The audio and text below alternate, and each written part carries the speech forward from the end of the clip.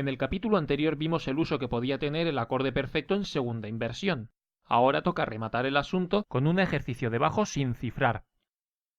Un error muy común de principiante es, a cada nota del bajo, pensar qué acorde sería si fuera un estado fundamental, si fuera una primera inversión o si fuera una segunda inversión, y elegir entre una de esas tres opciones. En verdad, la segunda inversión no puede competir en igualdad de condiciones con el estado fundamental y la primera inversión. La segunda inversión tiene estos tres usos, no se puede utilizar arbitrariamente. En este capítulo veremos dónde podríamos ubicar cada uno de estos tres tipos de sextas cuartas en una melodía de un bajo. Empezamos con el sexta cuarta de ampliación, que como vimos en el capítulo anterior era A, que en la tonalidad de Do mayor sería una tónica, con su fundamental, duplicada, su tercera y su quinta. Pues bien, la tercera y la quinta, estas dos notas, las subimos una, pasarán a ser la cuarta y la sexta respectivamente, y vuelven a su sitio. Y ese acorde formado por este doble floreo es lo que podría ser una subdominante en segunda inversión. Estas dos notas podrían ser otro tipo de notas de adorno, no necesariamente floreo, según el acorde que venga a continuación. ¿Y dónde ubicarlo? Pues con esa descripción tiene que ser en un sitio donde el bajo esté haciendo una tónica muy larga, ya que con esa misma nota en el bajo va a haber que colocar tres acordes. El siguiente es el sexta cuarta de paso. Tenemos aquí dos tónicas, en estado fundamental y luego en primera inversión. Este acorde del medio, formado por dos notas de paso y un floreo, es una dominante en segunda inversión. Puede funcionar también al revés, yendo de la tónica en primera inversión a la tónica en estado fundamental. En estos casos tendremos un bajo moviéndose por grados conjuntos, 1, 2 y 3 en la tónica, 4, 5 y 6 en la subdominante. Una voz que hace el espejo al bajo, un floreo inferior y una voz mantenida en la nota común. ¿Y dónde ubicarlo? Pues aquí vemos como el bajo hace un movimiento por grados conjuntos de la tónica al tercer grado. Y un poquito más adelante, un 6-5-4. Y por último el sexta cuarta cadencial. Se construye con el bajo en la dominante. Sobre esa nota podríamos hacer una segunda inversión y estas dos notas que son la cuarta y la sexta desde el bajo las descendemos y caerían en la tercera y la quinta del acorde de la dominante. Claro que se puede cifrar todo como una misma dominante, donde estas dos notas se tratan de apoyaturas de la tercera y la quinta. ¿Y dónde lo podemos ubicar? Pues ese es bastante fácil. Allá donde haya una dominante antes de una tónica justo para acabar una frase, por eso se llama cadencial, pues entonces podríamos poner ahí el sexta cuarta cadencial junto con la dominante. Sobre todo cuando la dominante es proporcionalmente más larga que el resto de las notas del bajo, o en este caso porque tenemos dos a la distancia de salto de octava, entonces es casi obligatorio. Ponemos el sexta cuarta cadencial y después la tríada de la dominante.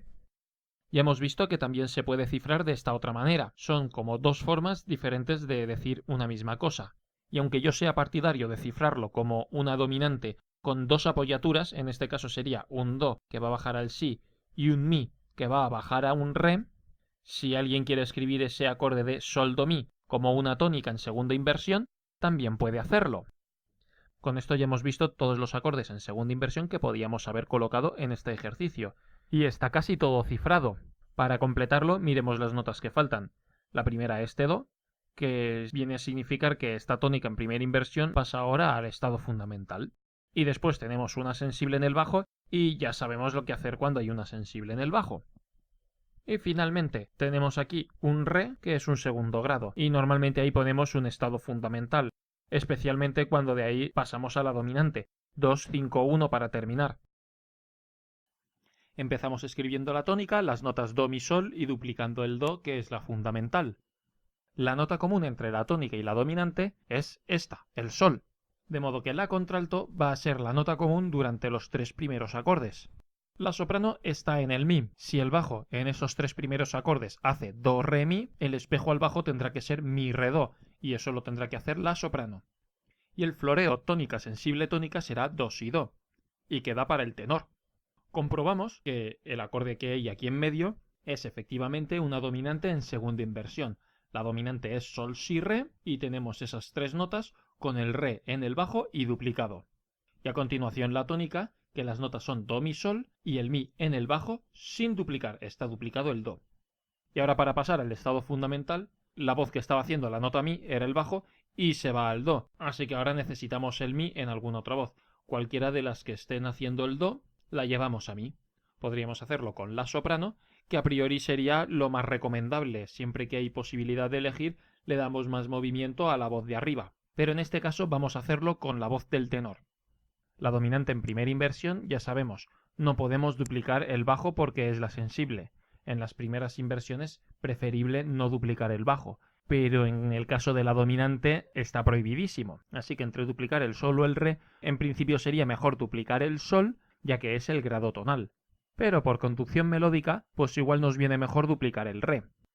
Y ahora a continuación, el sol lo mantenemos como nota común y de los dos res, uno al do y otro al mi. Podrían haber vuelto al mismo sitio, pero mejor es que el re que viene del do se vaya al mi y el re que viene del mi se vaya al do. Así le damos más variedad melódica.